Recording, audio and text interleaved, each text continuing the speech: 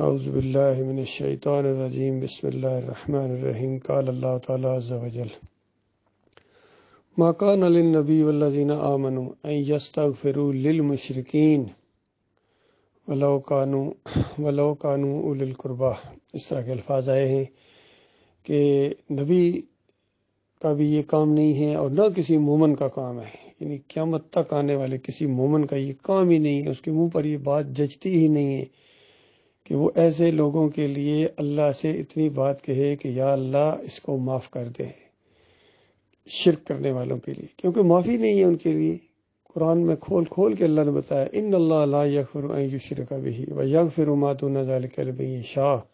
شرک کی معافی نہیں ہے۔ اس کے علاوہ جتنے سے بڑے گناہ بھی اللہ تعالیٰ جب چاہے گا جس کو چاہے معاف کر دے۔ فرمایا انہ من یشرک باللہ فقد حرم اللہ علیہ الجنہ ومأوہ النار وما للظالمین من انصار، جس نے اللہ کے ساتھ شرک کیا اور پھر مر گیا، یعنی توبہ کی توفیق نہ ہوئی، پکی اور آخری بات یہ ہے کہ اس کے اوپر اللہ نے جنت کو حرام قرار دے دیا، اس کا ٹھکانہ جہنم کی آگ ہوگا جس کے اندر وہ ہمیشہ رہے گا۔ کہیں فرمایا ان شرک کرنے والوں کا جنت میں جانا اتنا ناممکن ہے جتنا سوئی کے ناکے سے اونٹ گزار دو۔ اللہ کے بندوں غور کرو، یہ ادبی انداز میں بات بیان کی ہے، سوئی کے ناکے سے نہ اونٹ گزرے اور نہ جہنم کی آگ سے مشرق نکلے۔ تو آج کل یہ بہت بات پھیلی ہوئی ہے کہ جنرل مشرف کے لیے دعائے مغفرت کی جانی چاہیے تھی یا نہیں، اور جن لوگوں نے کی ہے ان کا کیا سٹیٹس ہے اور جنہوں نے نہیں کی ہے ان کے کیا دلائل ہیں۔ اصل میں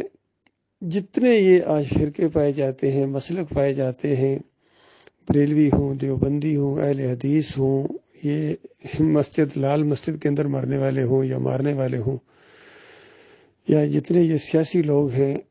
ان سب کے عقیدے کے اندر خرابی ہے۔ توحید کی بجائے شرک ہے، اکابر پرستی ہے، ملک پرستی ہے، وطن پرستی جسے کہتے ہیں۔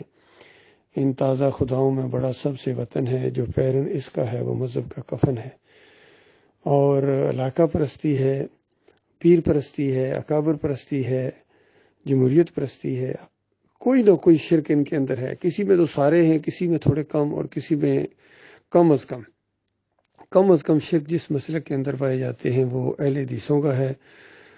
اور اس کے اندر یہ ہے کہ نبی علیہ السلام قبر کے اندر زندہ، یہاں سے نہیں سنتے ہیں، بس قبر کے اوپر جا کے صلاۃ والسلام پڑھو تو سنتے ہیں، روح واپس آ جاتی ہے، جواب دیتے ہیں،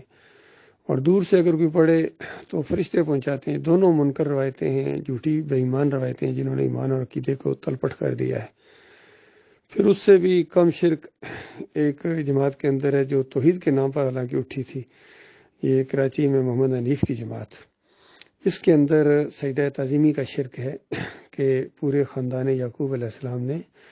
یوسف علیہ السلام کو سجدہ کیا تھا، اور کہتے ہیں پچھلی امتوں میں جائز ہوتا تھا، اور یہاں تک انہوں نے کہہ دیا اپنی ایک تحریر کے اندر جو مشرکانہ تحریر ہے ان کی، فریب کارانہ تحریر، قرآن اور حدیث کے ساتھ ساتھ جھوٹ اور اپنے مشرکانہ نظریات کو بھی ملا کے ایک کھچڑی بنا کے انہوں نے پیش کیا ہے، من النور الی الظلمات کے نام سے۔ محمد حنیف نے یہ تحریر لکھوائی ہے یا لکھی ہے، بہرحال وہ کہتے ہیں ہماری تحریر ہے جماعتی لیول پر، تو اس کے اندر بہت زیادہ انہوں نے فریب کاریاں اور شرک کا انجیکشن دیے ہیں، فریب دیا ہے، اور یہ عقیدہ جماعت کے اندر پھیلا دیا،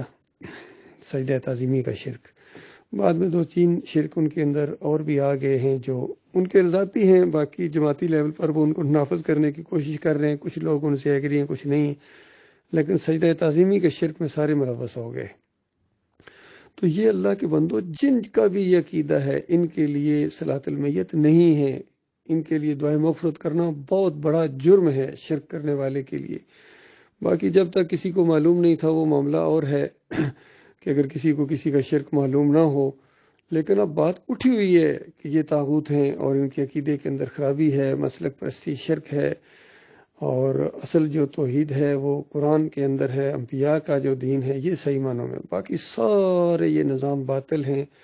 اب نہ یہودیت چلے گی، نہ نصرانیت چلے گی، نہ بریلویت چلے گی، نہ دیوبندیت، نہ اہل حدیثیت، نہ صوفیزم، اور نہ حنیفیت، نہ حنفیت، کوئی بھی چلنے والے نہیں اللہ کے ہیں، سارے کے سارے اللہ کے باغی ہیں۔